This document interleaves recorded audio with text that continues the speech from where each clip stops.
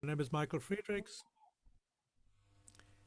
and I would have loved to come to Sofia, where my father's sister, Asta Friedrichs, taught German at the American College from 1927 to 1936. Hopefully, I can come another time. I live in Augsburg, Germany, where the poet and dramatist Bert Brecht was born in 1898. I'm the editor of a modest quarterly that discusses Brecht called Dreigroschenheft, which is available online and free. Bert Brecht is often considered to have been a Marxist and/or a communist, and that is true to some extent, but his fields of interest were many, and he remained an unorthodox thinker. One of his chief interests was Chinese poetry and theatre and Taoism. It was, of course, a coincidence that Brecht's year of birth, 1898, was also the year in which the German army established the colony of Qingdao. Colonialism marks the beginning of German sinology, and China became somehow fancy. In 1900, a Protestant missionary named Richard Wilhelm arrives at Qingdao. The photo shows his school. He had been born in Stuttgart in 1873 and had studied Protestant theology. But Richard Wilhelm has an open mind. Not only does he learn Chinese quickly, he is soon in exchange with Chinese scholars who introduce him to the important philosophical works. Later, he can proudly say in retrospect that he has never made a single Chinese convert. His experience in Qingdao makes him a cultural ambassador for China in Germany. His translations of Chinese classical works are still influential today, although, or perhaps because, these translations are inevitably somewhat inspired by his Protestant worldview. Richard Wilhelm did not do the first German translation of Tao Te Ching, but his was the most influential. Published in 1911, it is still in print. At the same time, interest in classical Chinese poetry developed. However, since the serious study of China was comparatively new to German intellectuals, in contrast to France or English-speaking countries, most had to resort to existing French or English translations. One of Brecht's earliest sources for classical Chinese poetry is likely to have been Klabund, who published this small volume of Li Bai poems in 1915 under the title Li Taipei. In 1919, an apparently spontaneous Brecht poem was preserved by his friend Hans Otto Münsterer. Li Taipei can speak 70 languages. 70 devils of hell cannot tempt him. Li Taipei can pray in 70 languages. In 70 languages, Li Taipei can swear. Here, Li Taipei seems to be a code for a sovereign, unassailable figure. Another literary source of information about classical China is Alfred Döblin. The medical doctor and novelist was one of the first to transfer his readers to the Chinese scene and to pursue the concept of Wu Wei in innovative narrative forms. His novel The Three Leaps of Wang Lun was his literary breakthrough in 1915. 1920 can be seen as the starting point of Brecht's definitive interest in Tao and Wu Wei. In his notebook number 4, used in the spring of 1920, Brecht drafted a series of poems which he later called psalms. In Song of a Beloved it says, "I had a woman, she was stronger than me, like the grass is stronger than the bull, it straightens up again." So the male is seen as the bull, the female as the grass, yin and yang.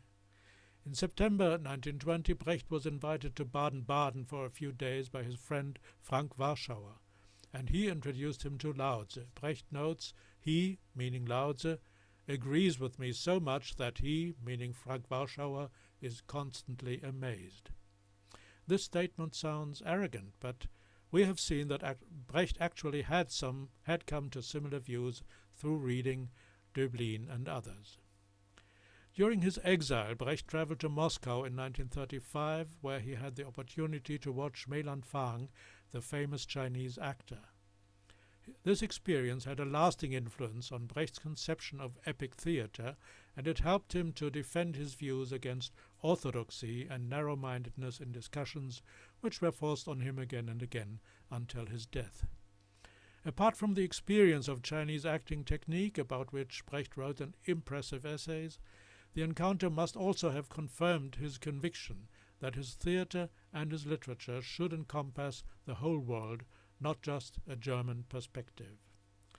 Brecht's exile during the National Socialist rule in Germany forced him to reflect on his positions as a poet, and he identified to some extent with famous poets who had had a similar experience, including Du Fu and Bai Yi.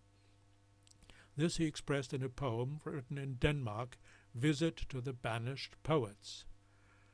When in a dream he entered the hut of the banished poets, which you may find alongside the hut where the banished teachers lived, from there he heard disputation and laughter, at the entrance Ovid approached and said to him quietly, "Better not sit down yet, you're not yet dead. Who can know if you won't one day go back, even if nothing has changed except yourself?"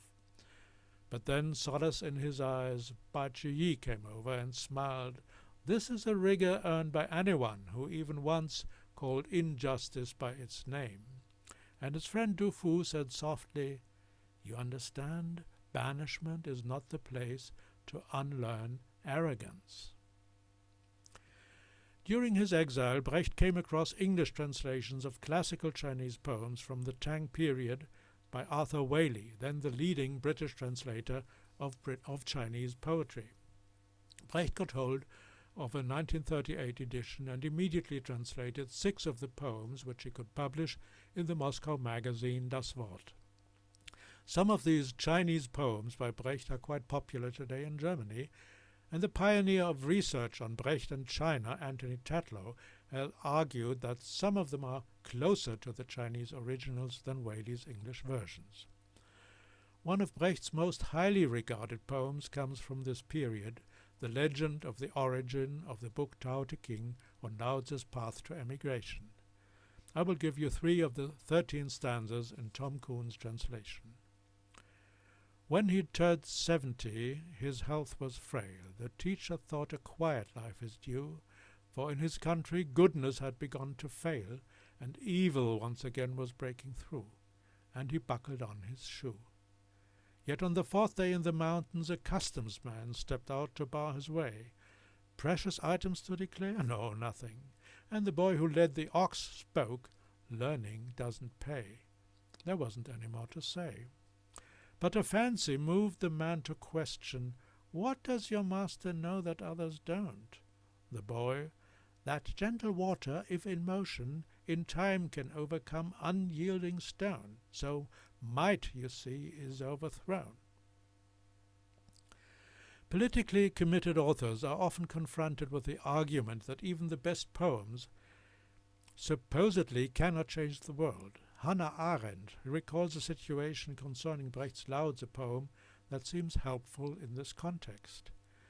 The poem had not yet been published when the French government locked the Hitler refugees in concentration camps at the beginning of the war, but in the spring of 1939 Walter Benjamin had brought it to Paris from a visit to Brecht. The poem spread like wildfire in the camps, passed from mouth to mouth like good news that God knows was nowhere more urgently needed than on those straw sacks of hopelessness.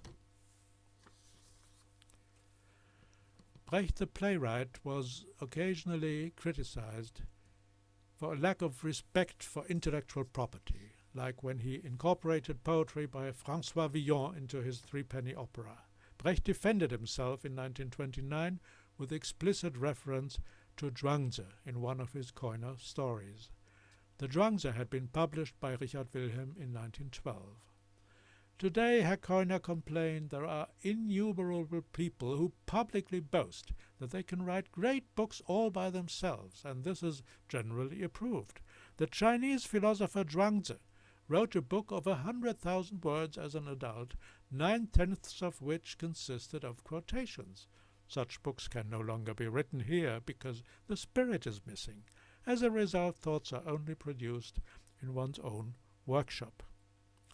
This is not the only direct reference to Zhuangzi in Brecht's work. and not the only thought that he found convincing and useful. Among Brecht's notes for his TUI novel, there is a list of classical texts, including as number 22, Zhuangzi shows in the Drawbacks of Usefulness that the least useful are the happiest. The story is in Zhuangzi, Book 4, Chapter 6. Richard Wilhelm's catchy phrase, drawbacks of usefulness, has no equivalent in other translations. Victor Mayer's English version has the trouble brought about by having worth. Richard Wilhelm provided all the Zhuangzi stories with headings, making the morals more memorable. The phrase drawbacks of usefulness must have stuck in Brecht's head. He used it in two of his plays in the 30s, in Mother Courage and in The Good Person of Sichuan. In The Good Person of Sichuan there is a water seller named Wang. In an interlude he reads an invisible and unidentified book, which is the Zhuangzi. And Brecht has tried to improve Richard Wilhelm's text a bit, as you can see. Back in Berlin, in 1951, Brecht was able to get another book of poetry published, 100 poems, edited by his longtime friends, the brothers Wieland Herzfelde and John Hartfield. John Hartfield designed the cover with a picture of a so-called tea-root lion, a sculpture that Wieland Herzfelde must have somehow acquired during his exile, possibly in London. But their publisher didn't like the lion. He was afraid this would be criticized as formalistic by the party. And certainly the lion needed some explanation. So Brecht wrote a little poem which in fact perfectly summarizes his ambitions as a poet. The footnote must have been added by Wieland Herzfelde. On a Chinese tea-root lion. Footnote, figure made from the roots of the tea plant, considered a lucky animal in ancient China and valued the higher the less carving it had. The evil fear your sharp claw, the good take pleasure in your grace. That I'd like to hear said of my poem. Here's a picture of the two brothers and of the tea-root lion in a recent exhibition. Dr. Xue Sung from Shanghai University has informed me that it figures prominently in two Chinese collections of Brecht poems, and she was kind enough to send me these copies. Still, I wonder, has anyone ever seen a tea-root lion outside of Brecht's poetry?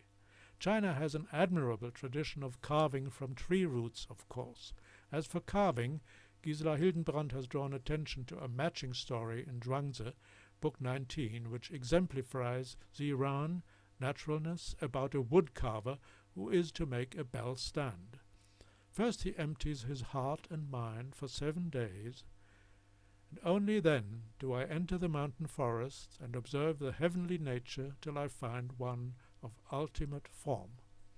Only after the completed bell stand manifests itself to me do I set my hand to the work. Let me confess that this is not quite how I produced this paper. Thank you very much for your attention.